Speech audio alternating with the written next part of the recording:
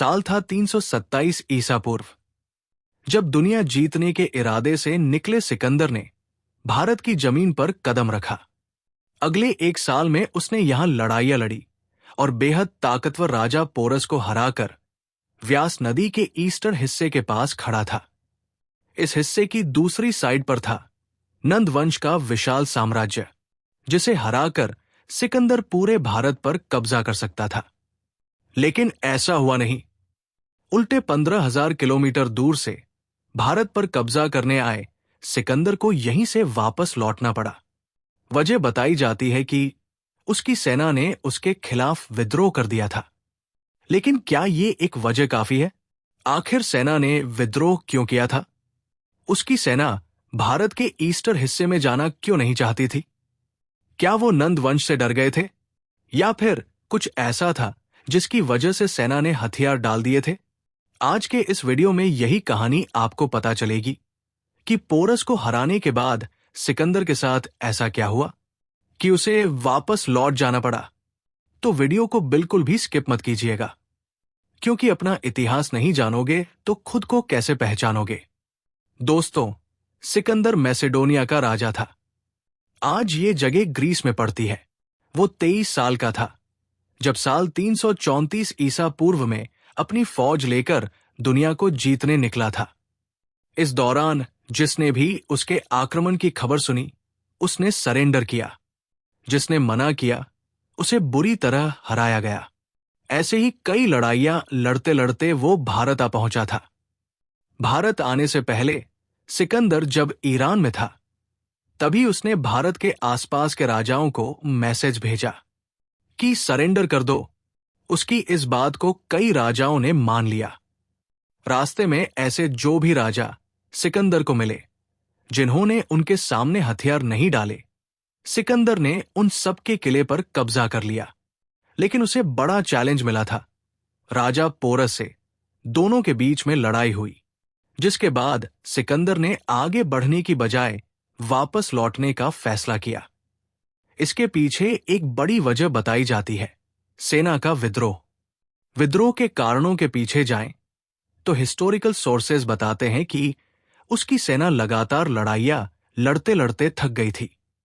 उन्हें दिख रहा था कि सिकंदर की दुनिया जीतने की जो इच्छा है वो कभी खत्म नहीं होगी। इसीलिए झेलम नदी के पास पोरस को हराने के बाद जब उसकी सेना व्यास नदी की तरफ बढ़ी तो उसने विद्रोह कर दिया। अब यहीं पर हमें देखना होगा कि इस थकान के अलावा और कौन से रीजन थे जिनकी वजह से सेना ने विद्रोह किया था।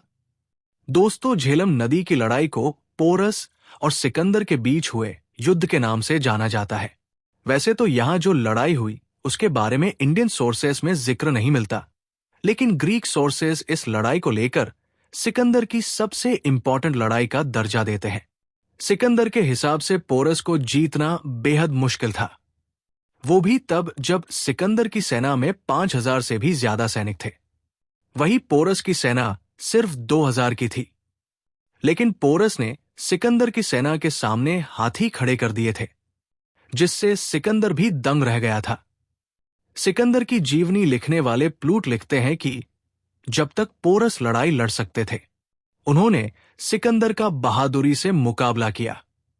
प्लूटार्च आगे चलकर यह भी बताते हैं कि पोरस के साथ लड़ाई इतनी मुश्किल थी कि मैसेडोनिया के सिपाहियों ने आगे बढ़ने से हार मान ली थी, क्योंकि बड़ी ही मुश्किल से उन्होंने पोरस जैसे एक छोटे से राजा को हराया था, जिसके पास सिर्फ 20,000 की सेना और 2,000 घुड़सवार थे।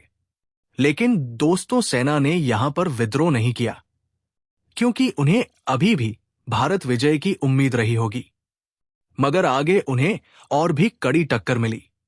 जैसे जैसे वो भारत के ईस्टर्न हिस्से की तरफ बढ़ रहे थे, उनके लिए मुश्किलें भी उसी रफ्तार से बढ़ती जा रही थी। इतिहास में सिकंदर और पोरस की लड़ाई का जिक्र तो हमें अच्छे से मिल जाता है, लेकिन संगला की लड़ाई के बारे में बहुत कम जानकारी दी जाती है। दरअसल रावी और व्यास नदियों के बीच के का जो एरिया है वो सिथिन राजाओं के कब्जे में था।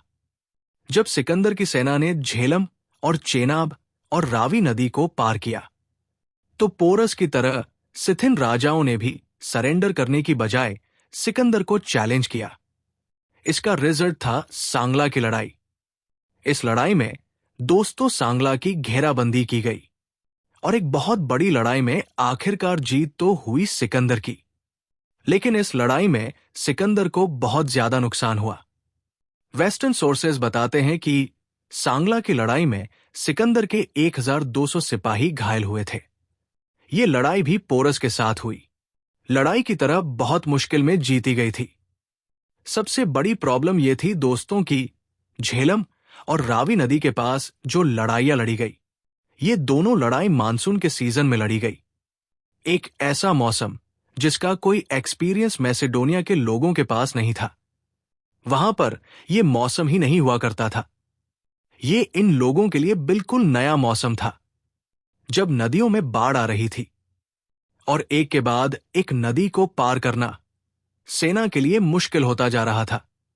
अब जैसा कि होता है कि बारिश के टाइम पर कई जानवर बाहर आ जाते हैं, जैसे कि सांप, बिच्छू वगैरह। ऐसे ही सिकंदर की सेना ने अपनी लाइफ में पहली बार बहुत जहरीले सांपों से सामना किया, जिनके काटने से कुछ ही पलों में मौत हो जाती थी।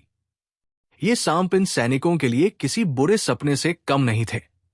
ग्रीक सोर्सेज बताते हैं कि इन सांपों से बचने के लिए अलेक्जेंडर के सैनिक झूलों पर सोया करते थे। इस तरह सिकंदर के सिपाही डरे हुए थे कि आगे जाकर पता नहीं उन्हें किन खतरों का सामना करना पड़ेगा। सबसे बड़ी बात यह भी थी दोस्तों की सिकंदर की सेना लगातार घटती जा रही थी।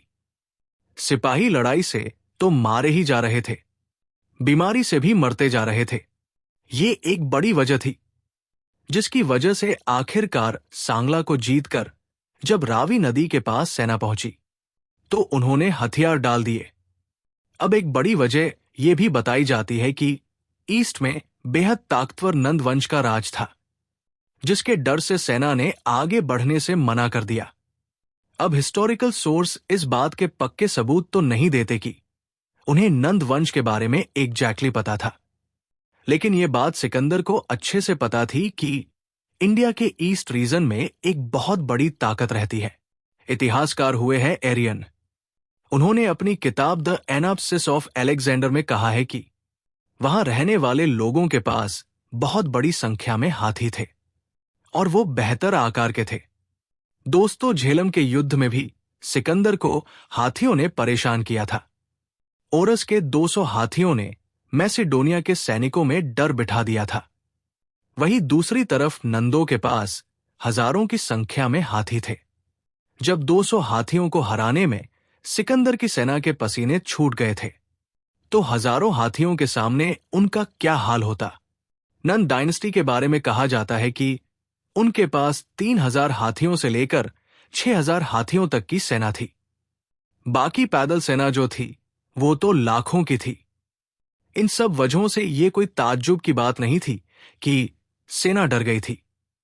यही वजह है कि सेना ने विद्रोह किया और एक सैनिक ने सबके बीच खड़े होकर सिकंदर से कहा, तमाम खतरों के बीच इतने लंबे समय तक आपके साथ यहां तक आने से हमारा समान मान बढ़ा है, लेकिन अब हम थक चुके हैं और हमारी हिम्मत जवाब दे चुकी है।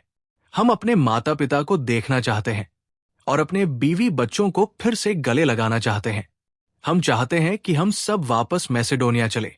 इसके बाद दोस्तों 3 दिनों तक सिकंदर ने इंतजार किया और आखिर में हार कर उसने अपनी सेना को वापस लौटने का हुक्म दिया। इस तरह सेना की थकान, आने वाले अनजान खतरों का डर और मानसून जैसी दिक्कतों के बीच सिकंदर को डिसीजन लेना पड़ा।